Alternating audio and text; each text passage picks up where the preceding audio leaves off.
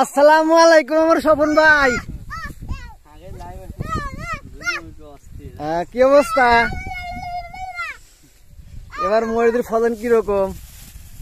আলহামদুলিল্লাহ, তাতে কিরকম হয়েছে দেখা যাচ্ছে?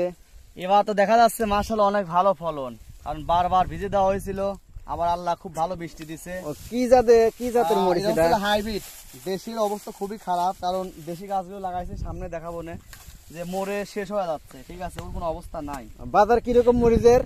বাজার বর্তমান কৃষকের আর কি অবস্থা, সবকিছু তো সরকার লোকজন লুটে নিতেছে। কৃষক যখন বাজারে একটা মাল নিয়ে যাবে, সে পণ্য কোনো মূল্য নাই। ঠিক আছে, তো খুচরা বিক্রি করতে দেখা যাচ্ছে 80 টাকা 90 টাকা, আর আমাদের মাল যদি নিয়ে যায় সেগুলো দেখা যাচ্ছে যে 35 টাকা 40 টাকা, হাইস্ট গেলে 42 টাকা মূল্য পাই।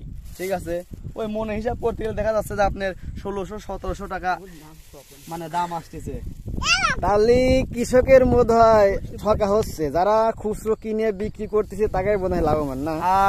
একটা জিনিস কি, ওই যে বলছিল না শেখ মুজিবুর বলেছিল যে আমার 7 কোটি কম্বল, যার ভিতরে আমি একজন আছি, লাস্টে দেখি আমার কম্বল নেই, তাহলে তো সরকার তো চোর না, চোর হচ্ছে জনগণ।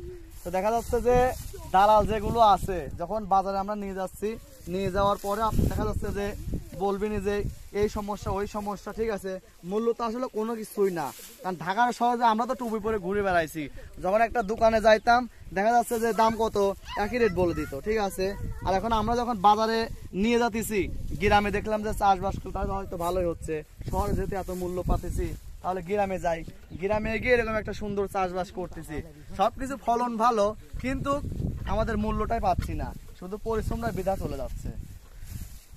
তাহলে এই অবস্থা। জি, প্রিয় দর্শক, দেখতে পারলেন আমাদের ছোট ভাইয়ের কথাগুলো খুব মূল্যবান, আর কথাগুলোর মধ্যে যদি ভালো লেগে থাকে তাহলে ভিডিওটা লাইক কমেন্ট বেশি বেশি শেয়ার করে দিবেন। আসলে বর্তমানের বাজার অবস্থা খুব খারাপ, ওই কৃষকের থেকে মরিচ কিনে নিয়ে যায় ব্যবসায়িকরা উচ্চ দামে বিক্রি করতেছে, কিন্তু কৃষক ওই ন্যায্য পণ্যের দাম পাচ্ছে না, ঠিক মতো দাম পাচ্ছে না।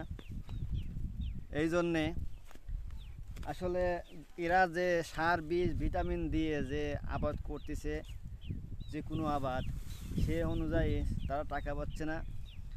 এই জন্য আসলে বর্তমানে বাংলাদেশের অবস্থা অনেক খারাপ সরকার পাল্টার কারণে। এজন্য কৃষকরা খুব ইয়ের মধ্যে আছে, দুর্ভিক্ষের মধ্যে আছে। ভিডিওটা ভালো লাগলে সবাই, আবারও বলতেছি, লাইক কমেন্ট শেয়ার করে রাখবেন। ধন্যবাদ।